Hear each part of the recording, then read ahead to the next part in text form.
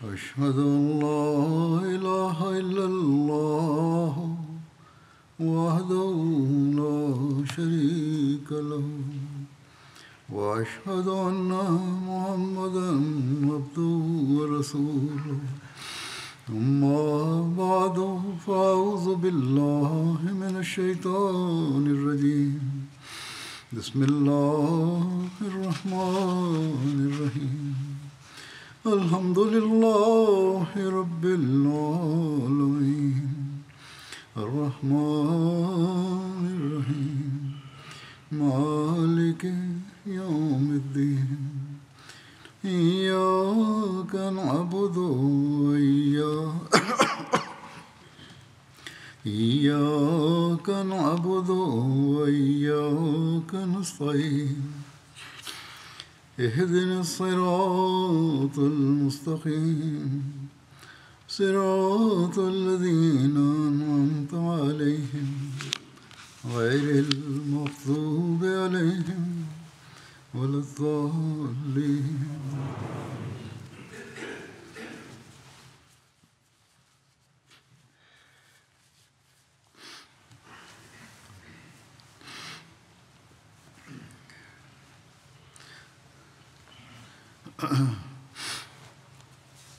ನಾಳೆ ಮಸ್ಜಿದ್ ಫದಲ್ಗೆ 100 ವರ್ಷ ಪೂರ್ತಿಯಾಗುವ ಸಂದರ್ಭದಲ್ಲಿ ಯುಕೆ ಜಮಾಅತಿನ ಒಂದು ಕಾರ್ಯಕ್ರಮ ನಡೆಸುತ್ತಿದೆ.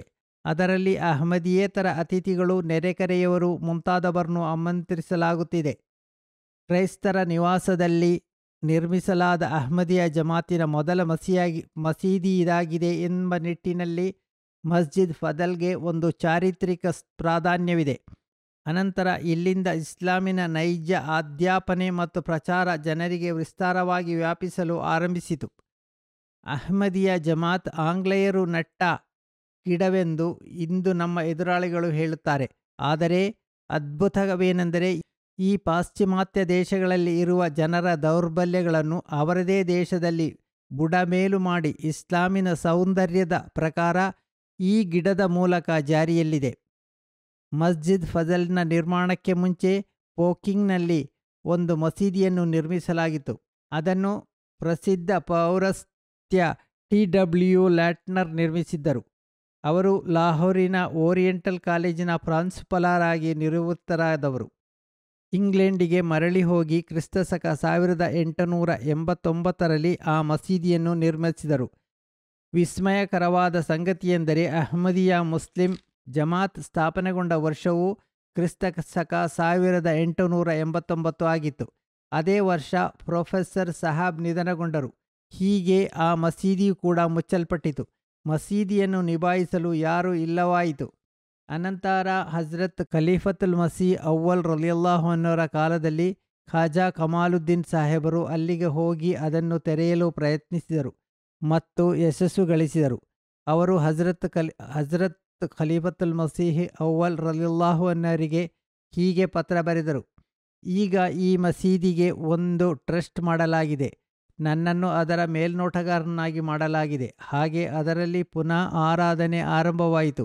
ಆ ಮಸೀದಿಯನ್ನು ತೆರೆಯದಾಗ ಖಾಜಾ ಸಾಹಿಬರು ಜೊತೆಗೆ ಹಜರತ್ ಚೌಧರಿ ಮೊಹಮ್ಮದ್ ಸಫರುಲ್ಲಾ ಖಾನ್ ಸಾಹೇಬ್ ರಲಿಯಲ್ಲಾಹು ಅನ್ಹು ಹಾಗೂ ಅಲ್ಲಿಗೆ ಹೋಗಿ ನಫಲ್ ಅನುಷ್ಠಿಸಿ ತುಂಬ ದುವಾ ಮಾಡಿದರು.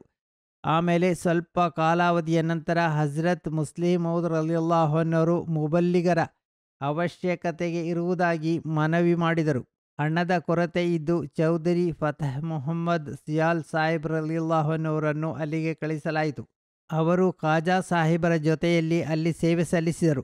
ಅನಂತರ ಹಜರತ್ ಖಲೀಫತುಲ್ ಮಸೀಹ್ ಅವ್ವಲ್ ರಲಿಯಲ್ಲಾಹು ಅನ್ಹರು ನಿಧನದ ನಂತರ ಖಾಜಾ ಸಾಹಿಬರು ಎರಡನೇ ಖಲೀಫರಿಗೆ ಬೈಯತ್ ಆಗಲಿಲ್ಲ.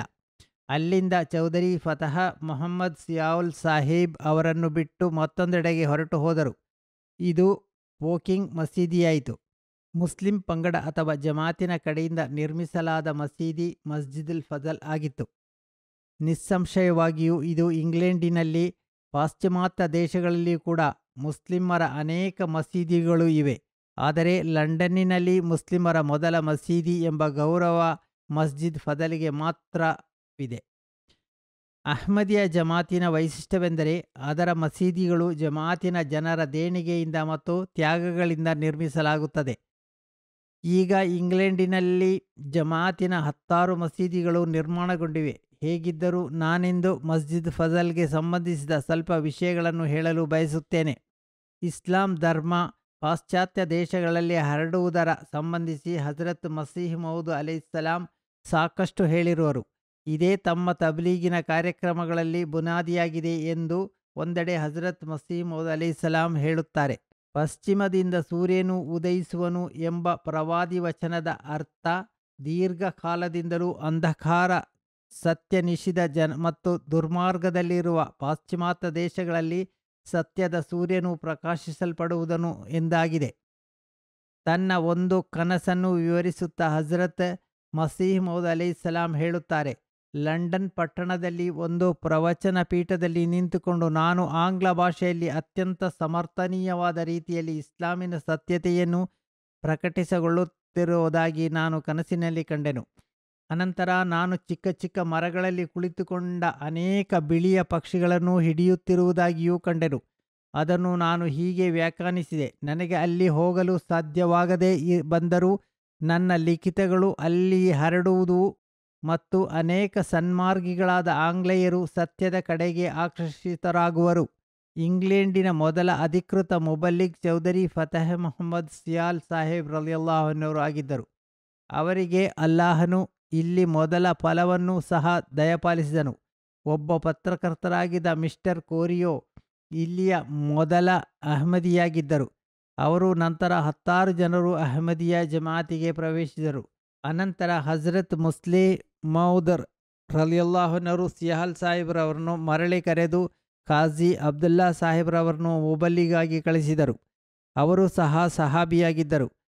ಅವರು ಪ್ರಥಮ ಮಹಾಯುದ್ಧದ ಸಮಯದಲ್ಲಿ ಇಲ್ಲಿ ಸೇವೆ ಸಲ್ಲಿಸಿದ್ದರು. ಅವರ ಕಾಲದಲ್ಲಿ ಒಂದು ಮನೆಯನ್ನು ಬಾಡಿಗೆಗೆ ಪಡೆಯಲಾಗಿತ್ತು. 1917ರಿಂದ 1920 ಜನವರಿ ತನಕ ಹಜರತ್ ಮುಫ್ತಿ ಮುಹಮ್ಮದ್ ಸಾದಿಕ್ ಸಾಹೇಬ್ ಸಹ ಇಲ್ಲಿ ಮುಬಲ್ಲಿಗಾಗಿ ಸೇವೆ ಸಲ್ಲಿಸಿದರು.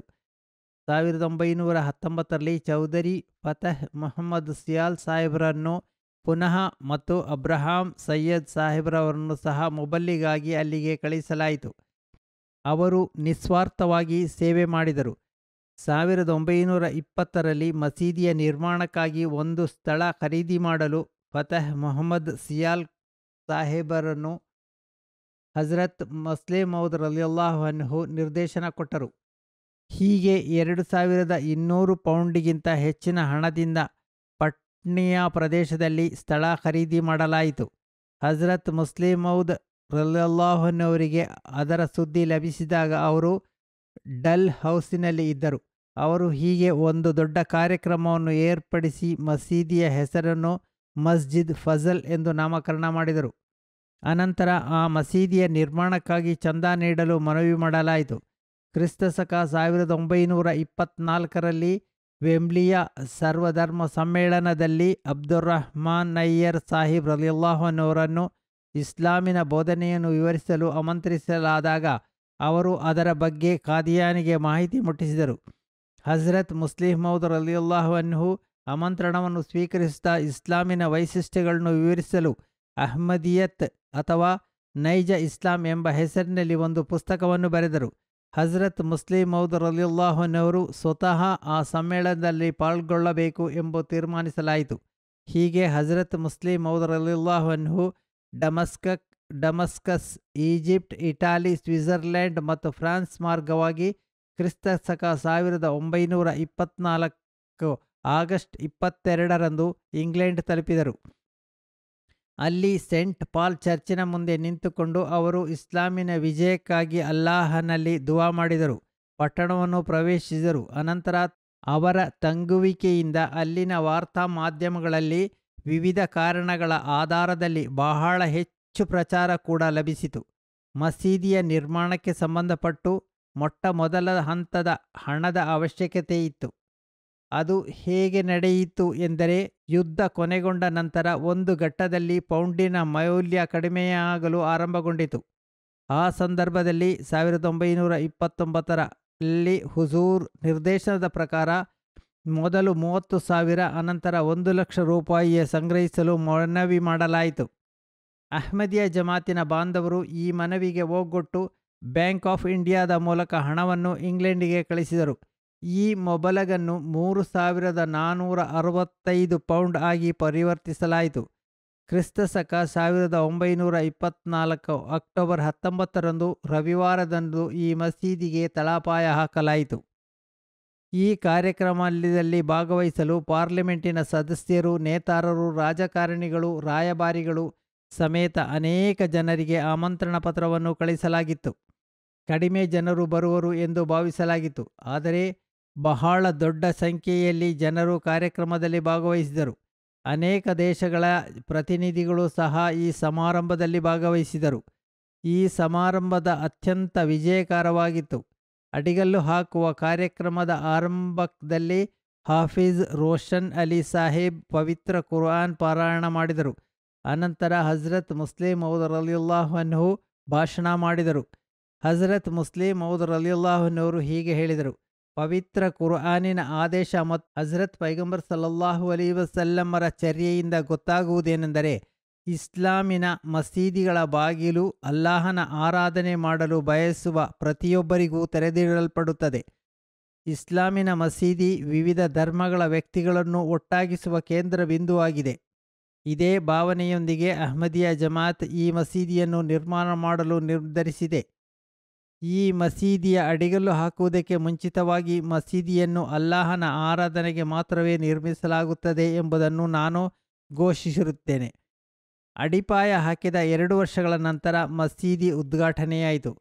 ಉದ್ಘಾಟನೆ ನಡೆಸಲು ಫೈಸಲ್ ರಾಜಕುಮಾರ ಬರಬೇಕಾಗಿತ್ತು. ಅವರೊಡನೆ ಹೋಗಲು ಅವರ ತಂದೆ ಹೇಳಿದ್ದರು. ಆದರೆ ಮುಸ್ಲಿಮರ ವಿರೋಧದ ಕಾರಣದಿಂದ ಅರಸ ಅವರನ್ನು ಹೋಗುವುದರಿಂದ ತಡೆದರು. ಆದ್ದರಿಂದ ಶೇಖ್ ಅಬ್ದುಲ್ ಖಾದಿರ್ ಸಾಹೇಬ್ ಅವರು ಉದ್ಘಾಟನೆಯನ್ನು ನೆರವೇರಿಸಿದರು. ಅವರು ಸ್ಪಷ್ಟವಾಗಿ ಹೀಗೆ ಹೇಳಿದರು: ನಾನು ಅಹ್ಮದಿಯಲ್ಲ, ಆದರೆ ನಾನು ಇಸ್ಲಾಮಿನ ಸೇವೆ ಮಾಡಲು ಬಯಸುತ್ತೇನೆ. ಆದ್ದರಿಂದ ನಾವು ಭಿನ್ನಾಭಿಪ್ರಾಯಗಳನ್ನು ಬದಿಗೊತ್ತಿ ಪರಸ್ಪರ ಸಹಾಯ ಮಾಡಬೇಕು. ಅದು ಶೇಖ್ ಅಬ್ದುಲ್ ಖಾದಿರ್ ಸಾಹೇಬರ ಧೈರ್ಯ ಮತ್ತು ವಿಶಾಲ ಹೃದಯವಾಗಿತ್ತು. ಅಲ್ಲಾಹನು ಅದಕ್ಕೂ ಪ್ರತಿಫಲ ನೀಡಲಿ.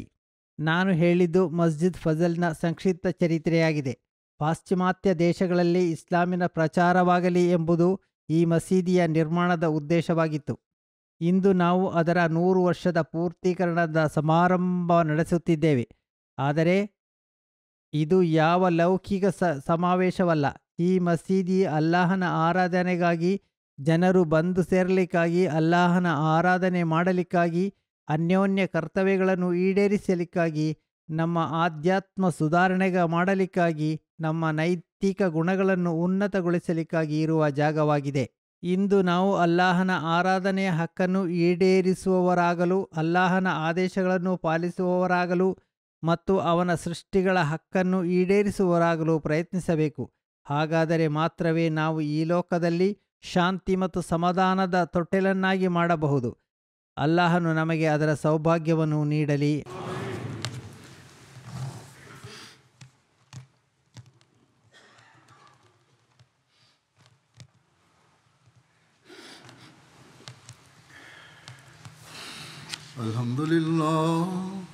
ಅಲ್ಹಮ್ದುಲಿಲ್ಲಾಹ್ ನಹ್ಮದುಹು ವನಸ್ತഈನುಹು ವನಸ್ತಗ್ಫಿರುಹು ونؤمن به ونتوكل عليه ونعوذ بالله من شرور أنفسنا ومن سيئات أعمالنا من يهده الله فلا مضل له ومن يضلل فلا هادي له